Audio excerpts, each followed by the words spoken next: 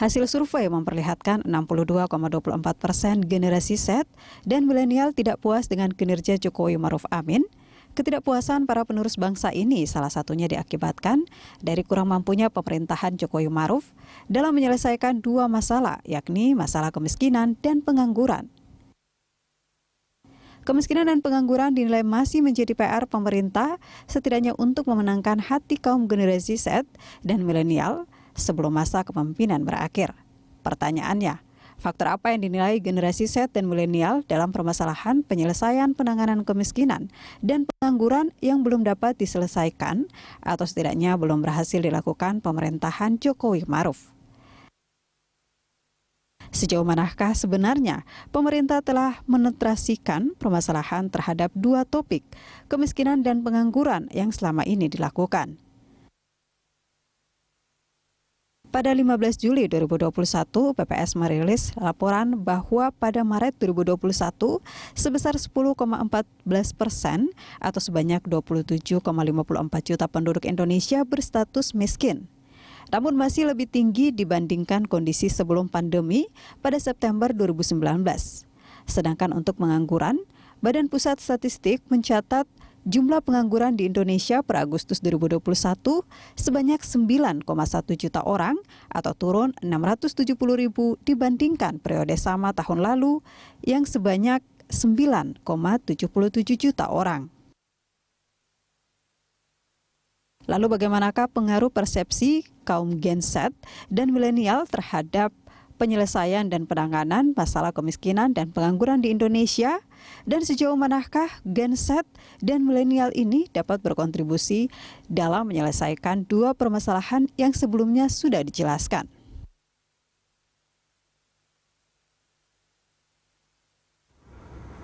Ya, pemirsa, apa saja yang menjadi sorotan para generasi Z dan milenial terhadap ketimpangan sosial? Kita akan membahasnya bersama dengan Direktur Eksekutif Indopol Survey and Consulting, Bapak Ratno Sulistiyanto. Selamat siang, Pak Ratno. Selamat siang, Mbak Elisa. Baik, tapi sebelum kita berdialog, Pak Ratno dan pemirsa, kita akan melihat di mana Gen Z dan milenial kita tahu bahwa menjadi kunci kemenangan dalam pemilu 2024. Merujuk hasil sensus penduduk 2020, populasi Gen Z mencapai 74,9 juta atau 27,7% dari total 270,2 juta penduduk Indonesia. Ya, dalam penanganan pengangguran dan kemiskinan, 30,76% menyatakan puas, sedangkan 60,24% lainnya merasa tidak puas. Kita lihat datanya.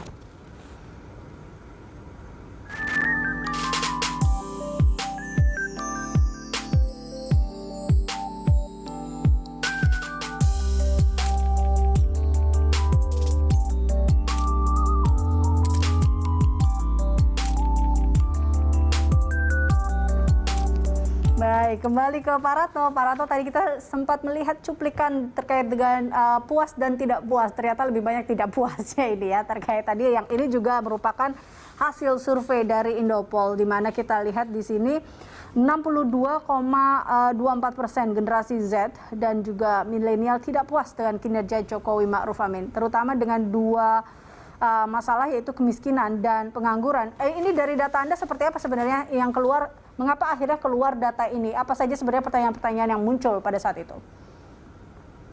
Ya, terima kasih Mbak Elisa.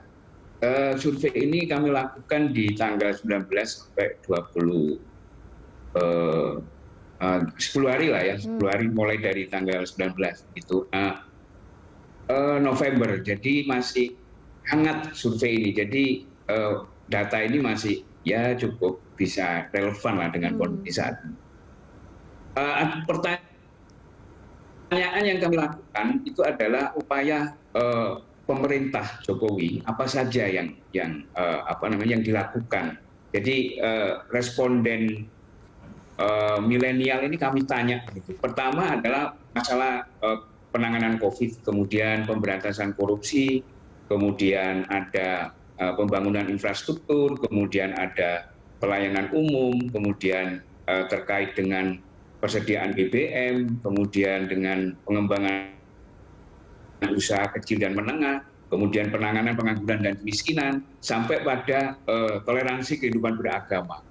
Nah, dari data yang kami dapatkan dari persepsi publik khususnya milenial ini, yang kemudian korelasi dengan keseluruhan ya publik ya, kemarin kami juga rilis itu raport merah itu berada di hal penanganan pengangguran dan kemiskinan, gitu ya. Kemudian yang kedua adalah pemberantasan korupsi, gitu. Dan kalau kami anggap bahwa kinerja Jokowi itu kurang maksimal di angka 60%, gitu ya. Ini tingkat kepuasannya kan di bawah, bahkan di bawah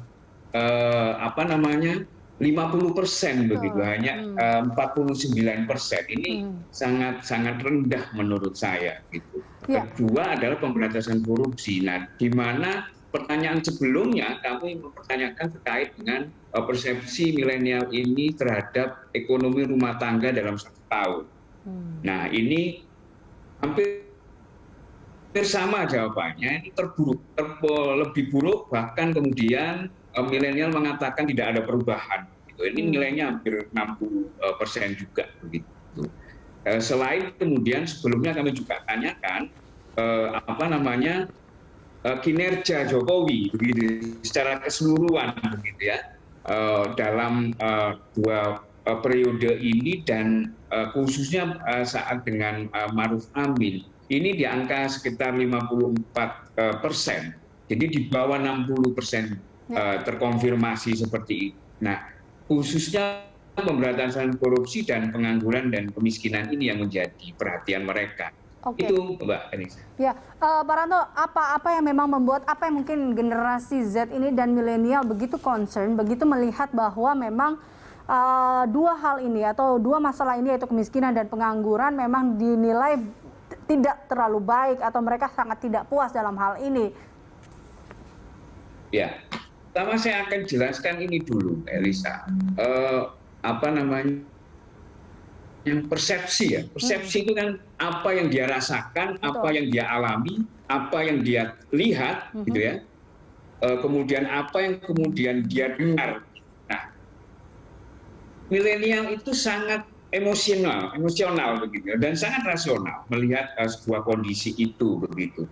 Nah, di dalam survei ini terkait dengan komposisi demografinya, memang milenial terbanyak adalah ibu rumah tangga.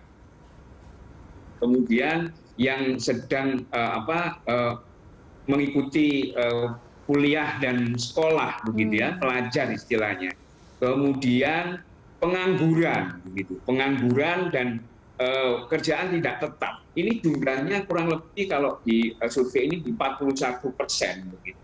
Nah, kategori-kategori pekerjaan milenial seperti ini tentu ketika kita tanya bagaimana situasi atau kemudian ditanya kinerja pemerintahan Jokowi dalam menangani pengangguran dan kemiskinan, itu merefleksikan dirinya gitu.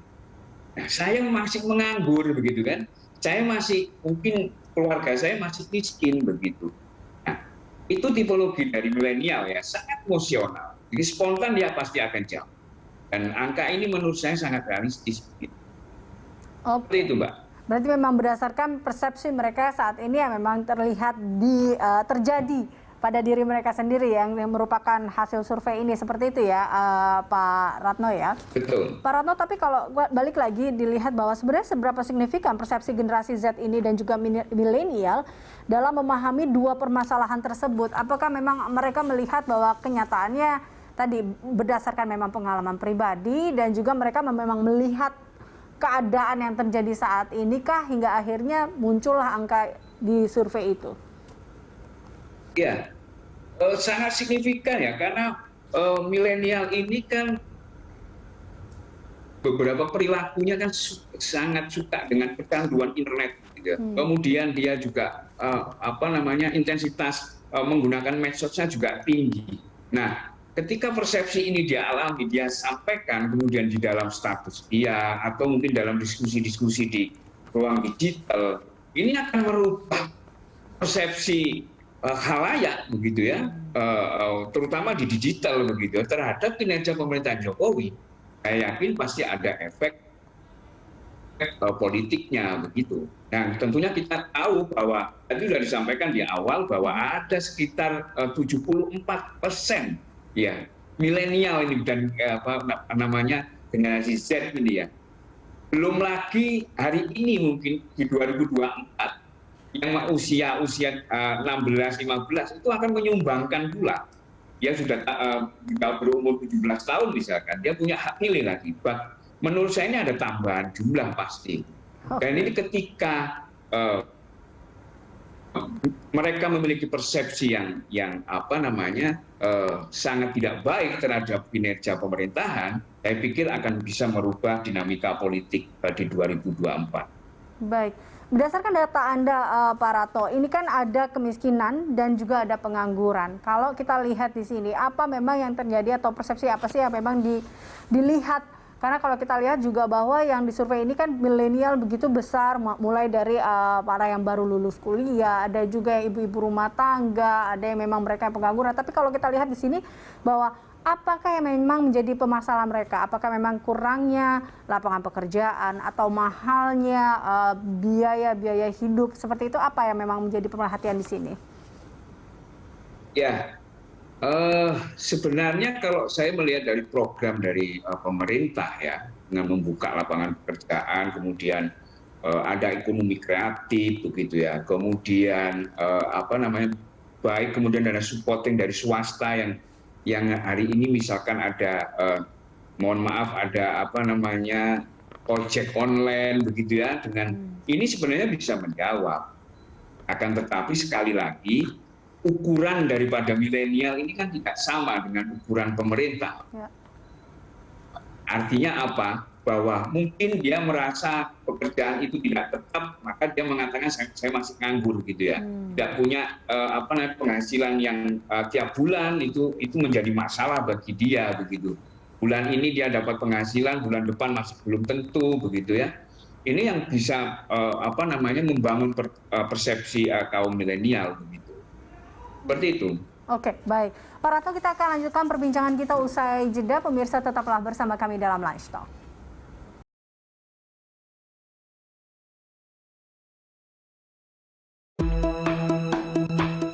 Badan Pusat Statistik mencatat jumlah penduduk miskin Indonesia turun tipis dari 27,55 juta pada September 2020 menjadi 27,54 juta. Sementara jumlah pengangguran di Indonesia terdapat 9,1 juta orang per Agustus 2021. Jumlah itu turun sekitar 670 ribu orang dari posisi per Agustus 2020 yang mencapai 9,77 juta orang.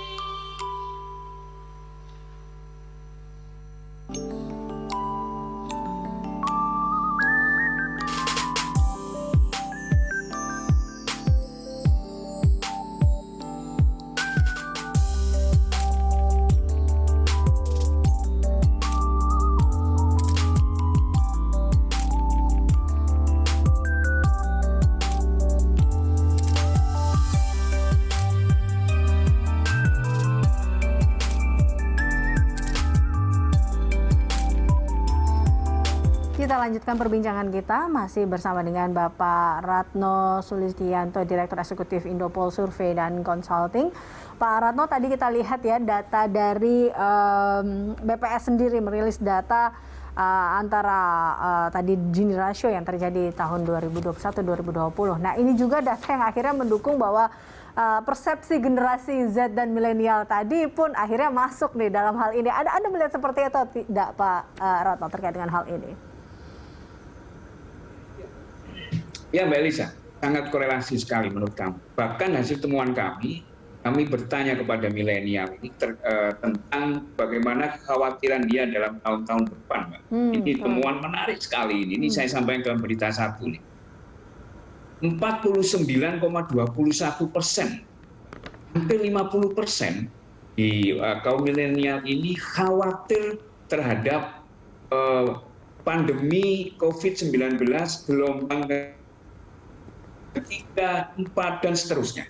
Artinya apa? Pandemi ini memang sangat menjadi momok bagi publik kita, gitu ya. Terutama bagaimana ketika mereka sudah bekerja kemudian ditarik, gitu ya, kemudian jadi penganggur, begitu ya, dan sebagainya. Nah, kemudian hal yang menjadi kekhawatiran kedua adalah korupsi.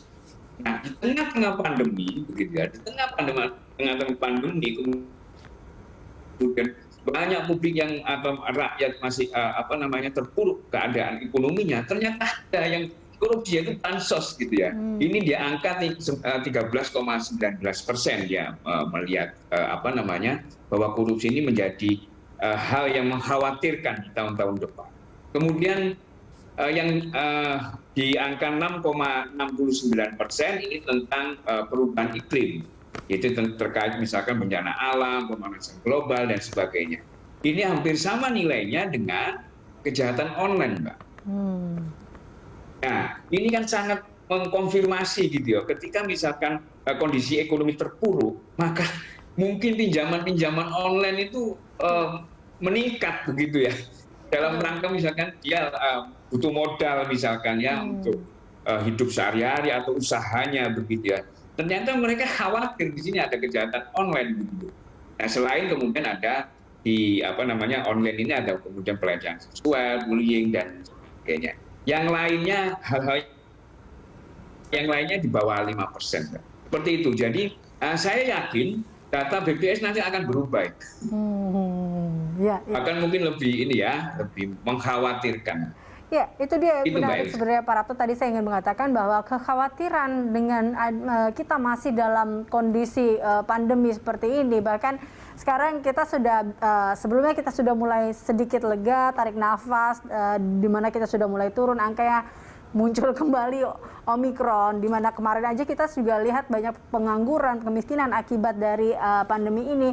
Inikah yang tadi ya membuat angka yang cukup menarik besar sebenarnya, 49,21% kekhawatiran terhadap COVID-19 kapan berakhir, ini memang masih akan terus terjadi dan ini pasti akan mengubah data kalau menurut Anda, Pak Ratno.